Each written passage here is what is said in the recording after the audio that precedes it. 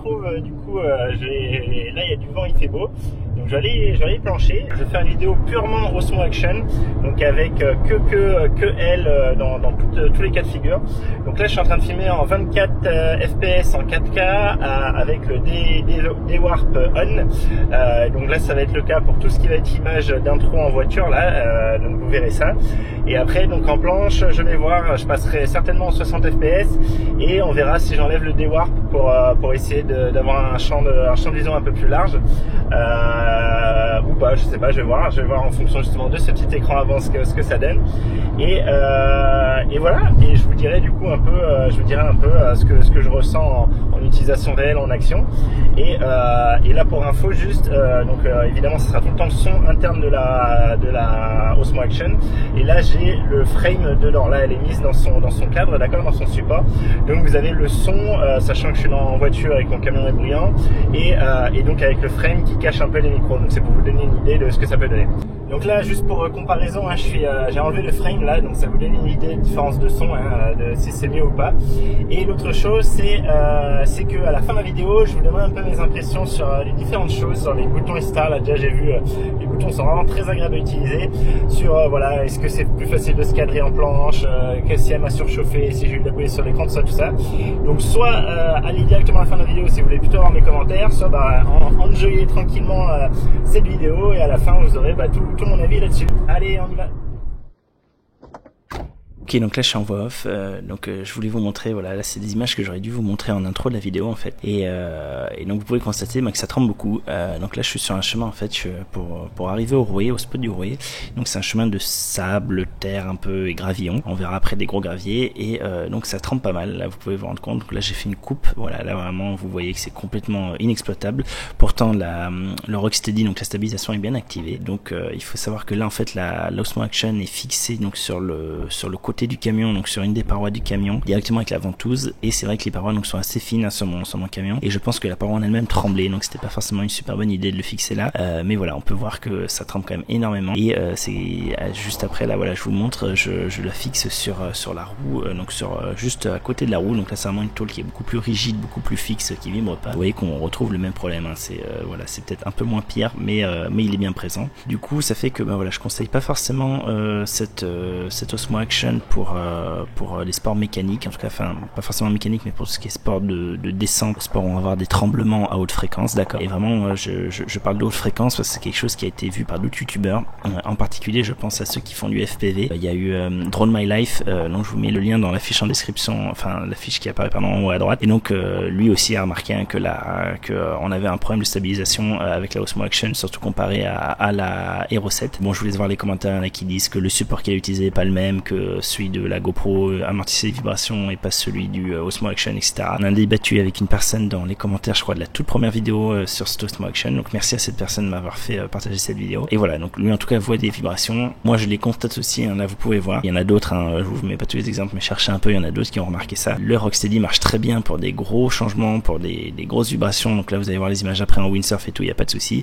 Par contre, pour des petites vibrations, on va avoir quelque chose d'assez rapide, de haute fréquence, donc du tremblement comme ça sur des gravillons, des choses comme ça va pas être terrible. Donc le VTT par exemple, je la conseillerais vraiment pas actuellement. Je dis actuellement parce que peut-être il va y avoir une mise à jour, vu que c'est la stabilisation électronique, ça se corrige, c'est une correction de l'algorithme, d'accord. On va voir si DJI essaye de corriger ça assez rapidement, donc je vous tiendrai au courant dans une autre vidéo. Mais là à l'heure actuelle, voilà, je la conseille pas pour du VTT. Par contre, pour tout ce qui est sport de route, donc c'est ce que je vous montre maintenant, vous voyez, on est dans la même configuration qu'avant, je suis sur l'autre côté. Il n'y a plus aucun souci, hein. La route qui du coup est bien stable, on n'a pas du tout, même si on a les vibrations du moteur et du camion lui-même, on n'a pas du tout le problème. Pour ce qui serait sport mécanique de route, voilà, je pense qu'il n'y a pas à s'inquiéter. Là vous voyez, cette fois c'est sur le pare-brise ici, sur le pare-brise pareil, aucun souci, on est sur une route plate, il n'y a pas de problème, ça marche très bien. Donc voilà, à l'heure actuelle je vous le déconseille pour du VTT, de la descente, des choses comme ça.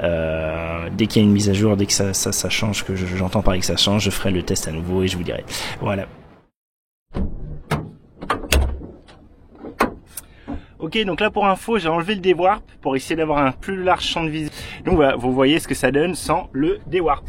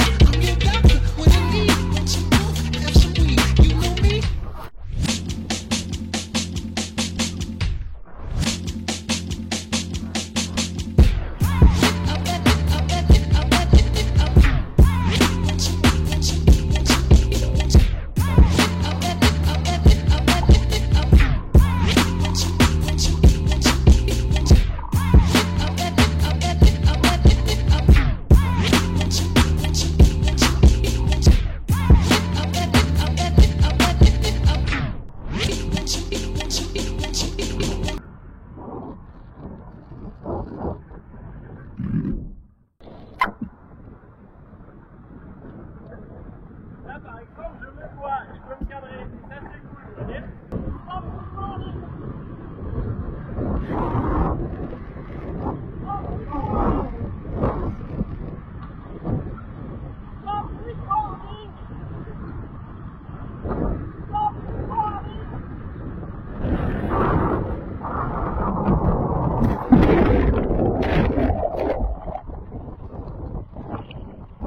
Et si non.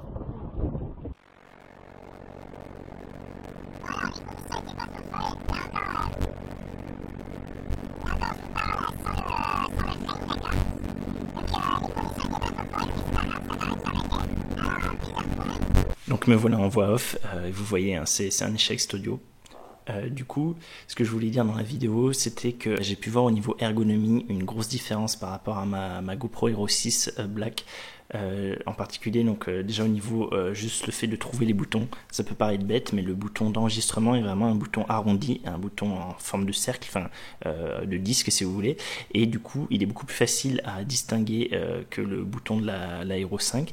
J'ai beaucoup plus de facilité à le trouver, et ça c'est important parce que vu qu'il y a deux boutons sur la face du dessus, on a vite tendance à appuyer sur le mauvais avec le Small Action, mais grâce à ce feeling très différent, en fait on en a un qui est rond et l'autre qui est carré, du coup on n'a pas de souci, on appuie bien, très vite on s'y fait, on appuie bien sur le rond. Donc ça c'est une première chose au niveau ergonomie.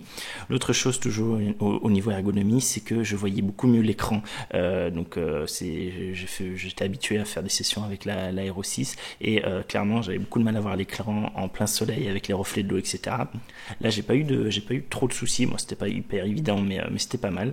Donc que ce soit l'écran arrière principal ou l'écran avant.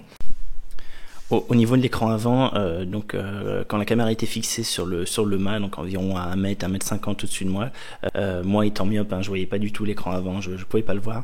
Je le voyais que quand je l'avais vraiment en face de moi, donc fixé à l'avant du wishbone, donc quand les 2-3 plans que vous avez vus où vous voyez ma tête et vous voyez derrière, c'est à ce moment-là. Là je me voyais très bien et je pouvais me cadrer sans problème, donc ça c'était très agréable.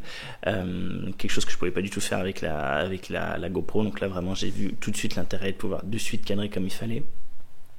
Et donc voilà, sur l'aspect ergonomie, je pense que j'ai à peu près fait le tour. Et la chose donc qui était très importante de ce test, c'est évidemment la résistance à l'eau, la résistance au choc. Donc vous avez vu, je me suis pris quand même des belles boîtes en planche quand on tombe avec le mât prend quand même pas mal de vitesse quand il tombe. Donc on a des fortes pressions qui s'exercent sur la caméra. J'ai eu aucun souci, aucune eau qui est rentrée dans la caméra, aucun problème. Donc vraiment, j'ai vu des commentaires un peu sur certaines vidéos d'autres youtubeurs ou sur des tests qui disaient ouais, elle m'inspire pas trop confiance, j'ai pris en main à la Fnac ou je sais pas où, et le plastique est pas terrible, j'ai l'impression que la trappe est pas terrible. Bon, moi en tout cas à l'usage, j'ai vraiment eu aucun souci et j'ai pas du tout l'impression qu'elle soit pas sérieuse à ce niveau-là. Et l'autre chose que je vous disais, c'est au niveau de la buée, donc sur l'écran avant, j'ai rien eu du tout, vraiment rien du tout. Moi, sachant que j'ai quand même utilisé l'écran avant peut-être pendant 20 bonnes minutes sur la session et donc pas de problème. Et justement donc je vous dirai dans une autre vidéo si ça revient. Bon là j'ai pas eu le problème depuis.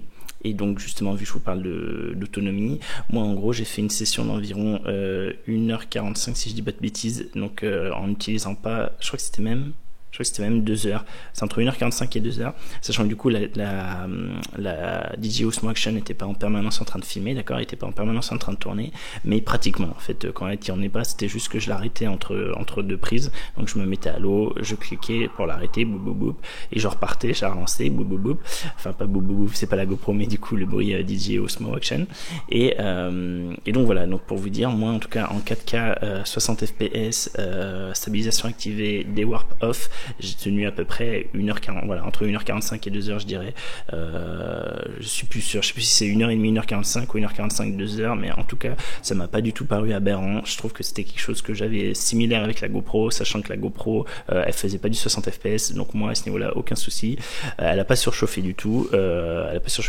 par contre vous allez voir sur la vidéo juste après, vraiment comme je vous le disais, là je faisais des petites séquences, des petits rushs, d'accord, donc juste un ou deux bords et je coupais. décollé, donc des séquences de 2, 3, 4 minutes. Et là vous allez voir juste après que je vais encore avoir sur le prochain plan le problème avec le son qui est décalé. Donc du coup en fait c'est dans la continuité de mon blabla, mais j'avais passé la limite de temps que je vous avais dit dans la première vidéo, donc je vous remets la fiche en haut à droite là. Donc en fait au bout d'un certain temps, au bout d'une certaine quantité de données, la DJI Osmo Action coupe la vidéo pour en faire une deuxième vidéo, et moi à chaque fois j'ai eu le problème que du coup juste après le son était décalé. Donc là en l'occurrence ça fait que au moins il y avait du son, vous allez entendre, vous allez pouvoir m'entendre, mais il n'empêche que du coup on va avoir un décalage entre ma tronche, mes lèvres et ce que je dis. Et donc je vais vous le laisser là, c'est dans quelques instants.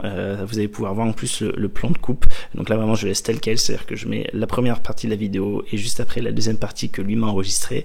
Et vous allez voir qu'on a on n'a pas de temps de pause heureusement entre les deux, hein, d'accord, c'est vraiment continu. Et par contre on a ce décalage d'audio, sachant que bon là du coup vous n'avez pas l'audio original parce que il a fait de la merde. Donc comme je vous disais, je pense que c'est la réduction de bruit du vent, donc moi je vais la désactiver. J'ai l'impression que c'est vraiment quelque chose qui a l'air de la déranger à certains moments. Bon, ça me l'a fait 2-3 fois, pas tant de fois que ça, mais en tout cas ça me l'a fait, là vous voyez clairement c'était un gros échec. Si vous voulez vlogger avec, c'est une horreur. Donc voilà, donc là on va arriver à la coupe et donc je me taire pour vous laisser écouter.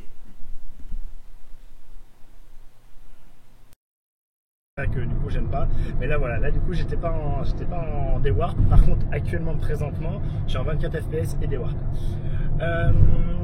Je crois qu'il a à peu près fait le tour. L'autre chose que j'ai remarqué, c'est que l'écran, donc vous savez, quand un écran tactile est mouillé, c'est la grosse douille, mais il s'en sortait quand même franchement beaucoup mieux que chez de la GoPro, ça très clairement. J'arrivais un tout petit peu à naviguer dedans, bon c'était quand même catastrophique, mais bien moins pire que ce que j'avais avec la GoPro. Et l'histoire d'avoir les modes sur un autre bouton, donc vous savez, hein, de pouvoir changer les modes avec le bouton Quick Switch là, par rapport à la GoPro où du coup c'est sur le bouton Power en même temps, et du coup des fois on sait pas si on a changé le mode ou si on a éteint, si on a appuyé trop longtemps, machin. Là, super agréable à utiliser.